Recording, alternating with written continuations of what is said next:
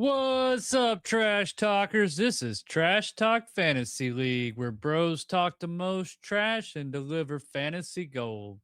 Welcome back to the Get to Know the Roster segment. Today, we're talking about the Detroit Lions.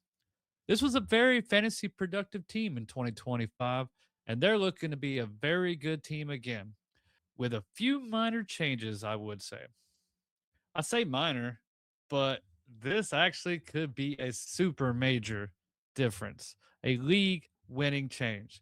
So come with us as we take a deep dive on the Detroit Lions to help win our leagues. All right. So, first up on the list, we're going to talk about a very, very solid QB. This guy has finished top 12 several years, I think three, maybe four. He is a solid, solid QB. He's gonna be on every team. He better be. If you see him on the waiver, you better pick him up. This guy has a pretty much his whole offensive scheme is returning outside of the OC. They do have a no OC, but all the guys that are around him is weapons. It's a return of it. Last year they put up a lot of numbers, so I expect this crew to do it again. Uh, for sure, top 10, top 12 QB. He's done over 4,000 yards several years in a row.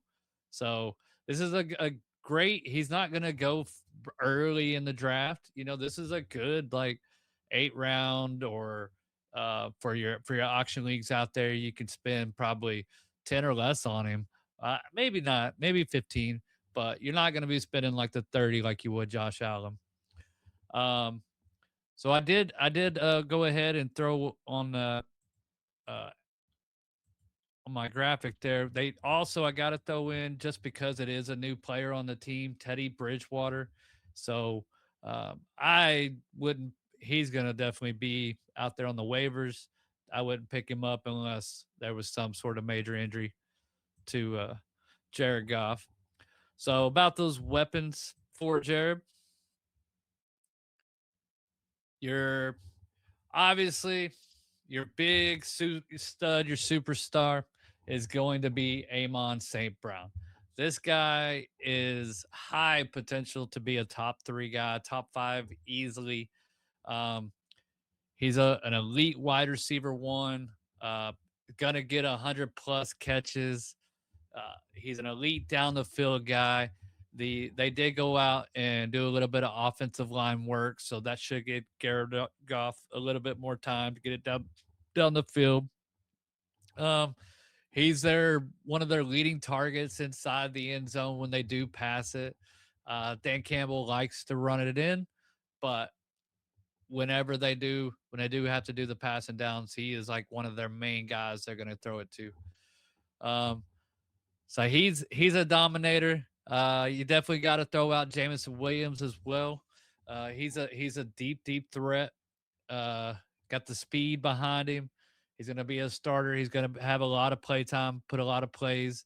Not as quite as much as a go-to guy as Amon, but he's still a solid uh, flex option. He's not going to be your wide receiver one or two, but he's definitely a good flex option. Um, Second year guy, Isaac Tasala. He put out a pretty good year last year and has been very impressive during the mini camp. So um interested to see if he can get his second year bump. If one of these Amon or Jameson isn't able to stay healthy, this guy is for sure gonna get be a discussion for flex role. And then also you got they're tied in. He was looking amazing last year. Probably would have been a top three, top four tight end had he not got hurt. So looking at him for a big bounce back this year, he's gonna open up some targets as well. That'll be interesting to see once he gets back. Definitely keep an eye on uh, training camp updates. Make sure he's going to be available week one, and if not, maybe you can get him really, really cheap. Like at the beginning of your draft, like start throwing out ideas out there, like Tasala's not going to be even ready for the season. Maybe you can get him for real cheap. That's kind of one of my plans actually. So when you got receivers like Amon and Jamison Williams as your 1-2, and then you got Laporta, who could easily be a top 3 tight end in the league. You got a very, very good fantasy team going right there.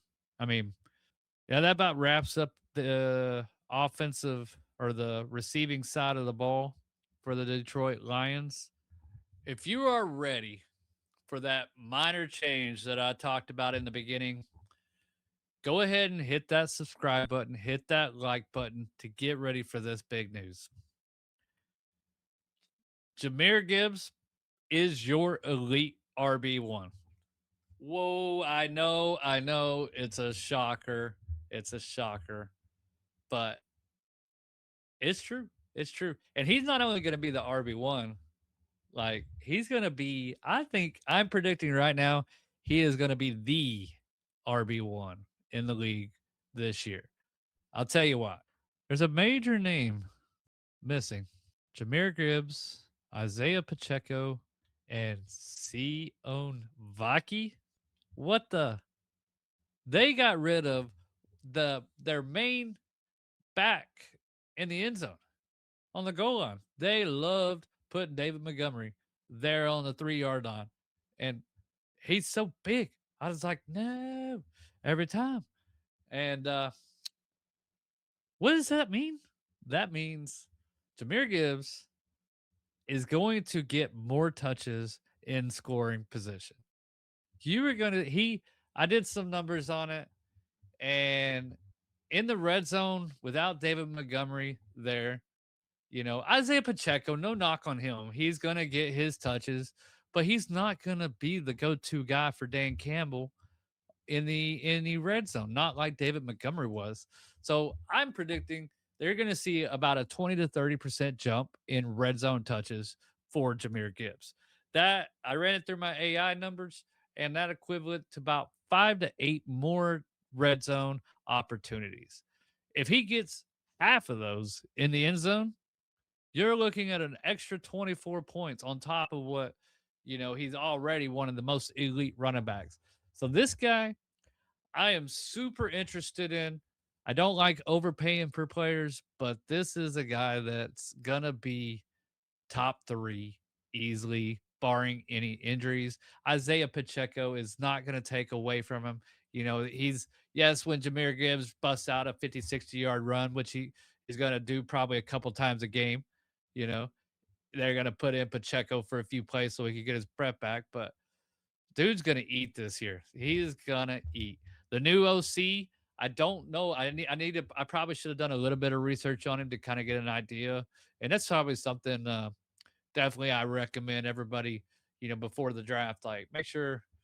So yeah, Pacheco, he's a brand new addition this year. He did a 1-year deal, so it's not like they're real high on him. They just needed a number 2 guy, and they weren't sure about their rookie.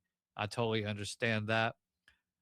Um, yeah, biggest takeaway, Goff. He's definitely needs to be on a team. Don't let him sit on waivers. He has just too many weapons around him.